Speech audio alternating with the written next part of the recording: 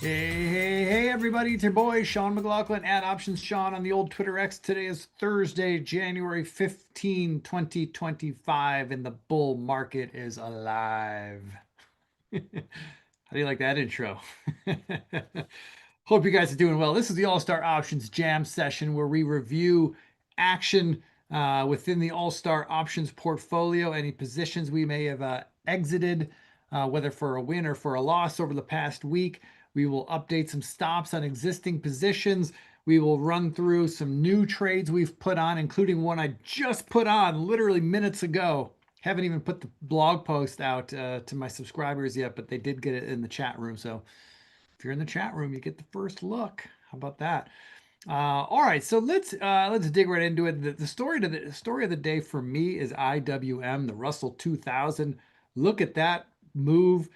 The breakout is real. It's happening. It's been long overdue. We've had so many false starts in the IWM over the past number of years.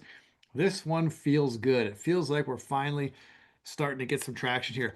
S&P and the NASDAQ are still below overhead supply, believe it or not. Here's the SPY, still not above the highs from a few days ago. Same story with the Qs. So the Qs still have more work to do to get back to the late October highs. So more work to be done in the Qs. But yeah, IWM for me, IWM, oops, is the real story right here. And we're seeing it. Lots of smaller cap stocks are ripping, driving portfolios left and right. So if you're participating there, like I am, you're doing pretty well. Uh, let's also bring up the VIX real quick. I haven't even looked at it to be honest. So quick temperature check. We'll do it together if my platform will pull it. There it is. So VIX has been rising. Look at that. VIX has been rising the last few weeks. We had a little kind of move situation at the open this morning, but we've pretty much retraced all of that. So no red alerts on the screen as far as I can tell. That's good. That's good. So why don't we get into let's just get into the bad news. All right. I got some bad. I mean, none of it's really bad, but it's not good. We exited 3 losing trades this week. We had to weed out the portfolio, so to speak, right? That's part of the process of trading. You gotta pull the weeds to give more space for your winning trades to grow and have meaningful impact to your portfolio. So it's never fun ripping the band-aid off on losing trades, but let's just do it. Here's the first one in no particular order. ATech, we got out of this one 2 days ago. Alpha Tech Holdings. These were long April 20 calls that we paid 334 back in October. And man, the rug got pulled on this one. I guess there was some news out. I don't even know what the news was. It doesn't matter. It's not going to change the fact that I lost money on this trade. But we had a big red day. That was our trigger. And then I exited the next day, sometime after the open. Got out for 85 cents. If some of you acted quicker, you might have been able to get out at a little better price than me. I think the stock had fallen pretty good by the time I finally got out of it yesterday or 2 days ago on Tuesday. Either way, I got out for 85 cents. That sucks. Don't like it. Moving on. All right. Next up, American Express. This is actually 2 trades that we exited in American Express. We had first put a trade on a June bull call spread right here in mid-December. And I put that trade on. It was a 450 bull call spread. Paid 15.25 for it. You can see here. And, that was an aggressive bet. And as the weeks went by, we had a couple weeks go by, and the price action was telling me that, look, I'm still bullish on this name. I still like the setup, but maybe it's going to take a little longer than I thought it would. And so I don't want to call this doubling down. It wasn't really doubling down. It was just putting on a new trade that might pay me to wait for the breakout that would pay on this bull call spread, to wait for that breakout to pay. I thought maybe I could put a call calendar spread on that would be expired by April to kind of take some sting out of the weight and maybe make us some money in the meantime. We did that early last week. Paid 705 for a April 400 call spread. But for both trades, the stop loss level was the same. It was 360. That's the level I didn't want to see broken. Well, as you can see, if I zoom in, we could see we broke it this week. And so I got out of these trades. I should have these circles here. I should have these circled. Let's get it in there. Circled right in here. That's where we that's where we took our loss. So we are out of both American Express trades. Not terrible losses, right? The bull call spread we paid 15 for it, got out at 950. The call calendar spread we paid 7 for it, got out at 4.5 roughly. So neither were terrible losses, right? I say this all the time, and I'm a broken record, but when I put these trades on, particularly debit spreads, which both of these were, I assume that if I'm wrong, I'm going to lose everything in that trade. It's a zero. That's how I size my position. I'm okay if I take a 100% loss. That 100% loss will not be more than 2% of the value of my entire account. Now, I don't want to take a 100% loss, and I try to avoid taking 100% losses, but they do happen. And in these cases, both trades, I closed them for less than half or for more than half of what I paid for them. So the losses were small. We're all good. All right. Last up, Unity Software closed this one today. I might have gotten caught in a whipsaw. We'll see. We'll see. But you can't deny we had two really ugly red candle days following zero follow through on the trade that we had put on back in mid-December. We did a call calendar spread here as well, a February-April call calendar spread at the 70 strike, paid $1.35 for it, and it just simply did not work. And thankfully, the February calls we were short cushioned the blow on this loss. And so we got out for 50 cents. Now, like I said, maybe we got caught in a whiplash or maybe this thing goes higher from here. But either way, I don't like it. I want to see it set up again before I get re-involved in Unity software. So out of Unity software. Now that's it. That's it for the bad news. Okay. The good news is a lot of our positions are continuing to work. And let's update a couple stops. We just have two to update today. This thing did not, this thing seems to have not saved my changes. These were from last week. CM is not really an updated stop. We're not updating the stop. It's still 90.50, but this does expire tomorrow. Okay. Huge win for us. Great trade. Congratulations to those of you who rode this with me. It's been a beautiful ride. We got in early summer. We rode it all the way to expiration day. It doesn't happen very often, but when it does, you gotta love it. And CM will be one of those. I mean, barring a random crazy move here in the next 45 minutes, I don't see that happening. We will be getting out of this thing tomorrow. Tomorrow is expiration day, and God love it. Maybe we'll have a nice little rally. It would be great to see this thing close at all-time highs on expiration day. It's happened before. It could happen. Either way, we'll be getting out. The stop is 90.50. So if we have a violation of 90.50 at any point tomorrow, I'll be out surely, but certainly I'll be out of this at some point before the end of the day tomorrow. And I'll let you guys know in the chat room when that time comes. Okay. J&J, we're updating the stop in J&J. Here's a name. When I put this trade on, I got to be honest. I put this trade on and I said to myself, Sean, yeah, it's a good pattern. It could work. Maybe we'll make, maybe the stock will move up 10 points from here. That would be great. That would be great. It's J&J. It's an old economy stock, right? I got to be honest. I did not see this move coming. I'm loving it. I have no complaints about it. It's wonderful. It's a wonderful development. We're along the March 190 calls. The stock's trading at almost 220. So these calls were already 30 points in the money. We only paid 310 for them, 320 for them. So we're sitting on 10x our invested capital in this trade already. And boy, you got to love the way this thing's been trading the last 4 days. It looks like it's got more room to run. I'm raising my stop now to 204. If we get stopped out 204, we'll still walk away with some wins, some very nice wins at that point, hopefully.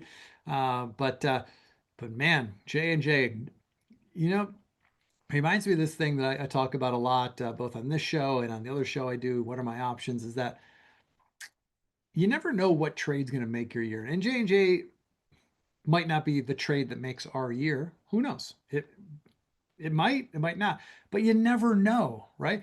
All you can do is step up to the plate and take your swings. That's all you can do as a trader. Doesn't matter if you're an options trader or a stock trader or a crypto trader or whatever you trade, futures, doesn't matter. You gotta step up and take your swings at your setups. That's it.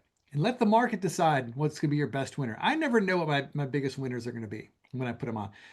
When I put a trade on, When I put a trade on, I have two assumptions, and they contradict each other. I assume that it's going to be my best trade of the year. I also assume I'm going to lose everything.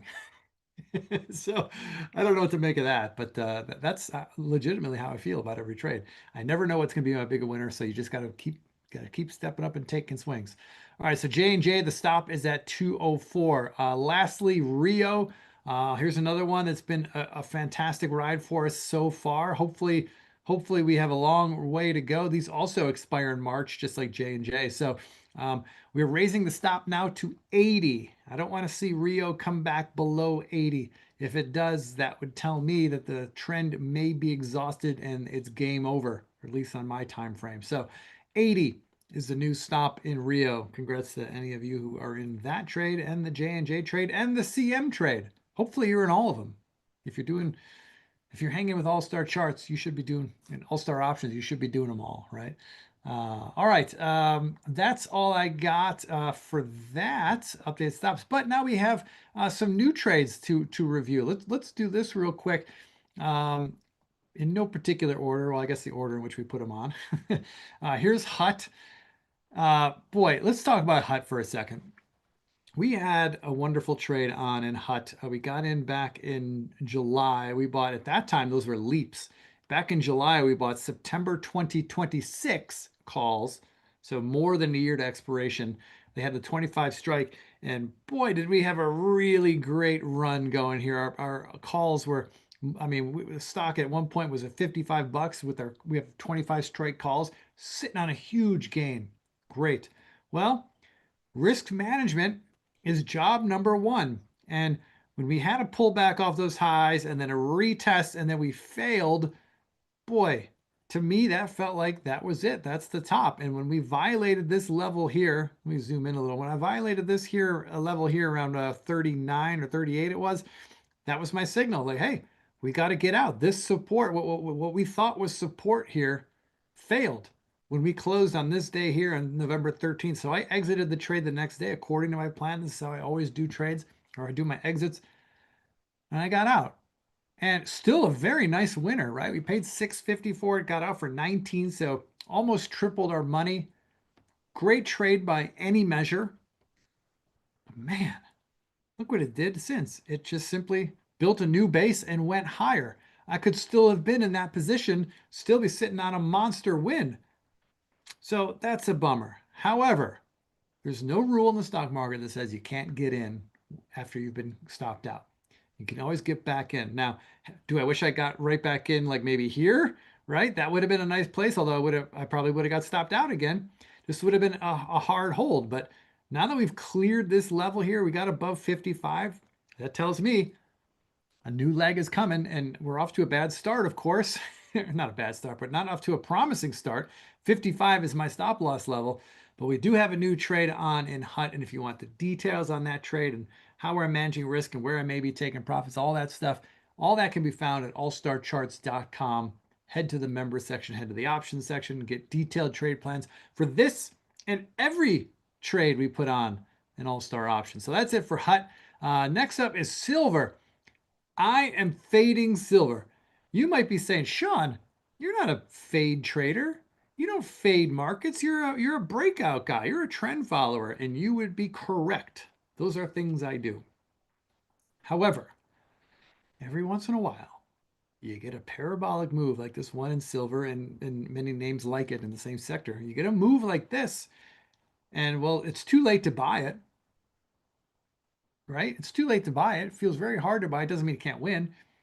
But you also can't short it. You can't short the stock. You have unlimited upside risk. If this thing continues screaming higher, I mean, you're waiting for a coffin. Okay, that could happen. You don't want to buy puts because the volatility is way too high. You could get the direction right and still lose money on the trade because you paid so much for those puts. Instead, I got a little crafty, got a little creative. The details are in the blog, of course, allstarcharts.com. We put a trade on where we could participate on a reversal if it happens, but not get hurt if it doesn't. If the thing keeps going higher, in fact, we could even make money if silver goes higher. Again, details at allstarcharts.com. Lastly, Interactive Brokers. I put this trade on literally 10 minutes before we went live, or 15 minutes before we went live on this show. So I haven't put the details out on the blog yet for All Star Options subscribers. It's coming. I have another meeting to do after this, so it's going to be a little bit, but the details are coming. But I did put a trade on. The details, for those of you who are members, it's in the chat right now. Go to the chat, go to the All Star Options chat. I put the trade in there so you can at least get involved. I'll have all the details and the color and the risk management, all that stuff for you guys later. But we just put a new trade on an Interactive Broker, so get involved if you want to. All right, let's do this. I got my stops for you. There's only 2 of them this time, but I know some of you like to take screenshots. So there you go. There's our 2 stops, J&J and Rio. There you go. And lastly, if you have any questions about anything we've discussed here that I did not answer, or you did not have time to hit me in the chat, you can go to info@allstarcharts.com. I'll get it. I'll respond to you. I promise. Happy to engage with you there. All right. Actually, before I go, let me check the chat here. I see a couple of, Richard wants to know, can you review the Bills versus Broncos chart? Looking for a winner. Well, I'm biased. You don't want my answer. Obviously, I'm rooting for the Bills. I think the Bills win, but I'm biased. I'm a fan. That's all I got for you. Andrew said, question on Hut. Thoughts on cutting the position to break even when you're up on the trade and have that much time? I think what you're asking, Andrew, is would I take some profit off the table? So if I was in this trade, and I think what you're saying is taking some money back. I mean, sure, if you're up big in a trade and you don't want to give too much of it back, at the very least, shrink your position a little bit. Like, let's say you bought 10 contracts, maybe you sell 2 or 3, and that 2 or 3 pays you back for your original investment, and you got a free ride on the rest. I'm a big fan of free rides. I'm a big fan. So if you're in that situation, Andrew, if you're still, like, if you did this trade that I did, but you didn't get stopped out and you're still riding it, if you're still riding these September 26 calls at the $25 strike, first of all, congratulations. You got a monster winner on your hands. Good for you. But if you're getting nervous, take a little off. Sell 1 or 2. I don't know how many you have, but sell 1 or 2 just to increase your, bring your cost basis up, or not your cost basis, to pay yourself back your invested dollars. So now you're free riding. That's a great thing. That's a great thing. And yes, Richard, I too am a big fan of Richard Dennis, and Richard Dennis would get stopped out many times before his trade worked, and that has happened to me as well. Certainly in my short-term options account, I've had several times where it's taken 2 or 3 attempts before I finally caught a big winner. Rigetti is a good example of that. RGTI back in the fall, this past fall, I think I got stopped out, I think 2 or 3 times, and then I caught a monster winner, which I know many of us in the All-Star Charts orbit caught. So yeah, I'm with you. I'm with you. All right, everybody, that's all I got for you. Tune in. Actually, next week, I'm gonna have to talk with Gene on this. We might need to reschedule or move this to Friday, because Thursday next week will be a travel day for me. I'll be coming back from Miami. I'll be with the All-Star Charts team down in Miami for the Portfolio Accelerator event. I'll be hanging out with JC and Straza and Louie and everybody. But so Thursday's a travel day for me. So we'll figure out when we'll have the next episode. It might be Friday if we can figure it out. All right, everybody, be well. Have a great rest of your trading week. Tomorrow is January options expiration. So if you got any January options on, time to cut, time to go. All right, everybody, be well. See you later.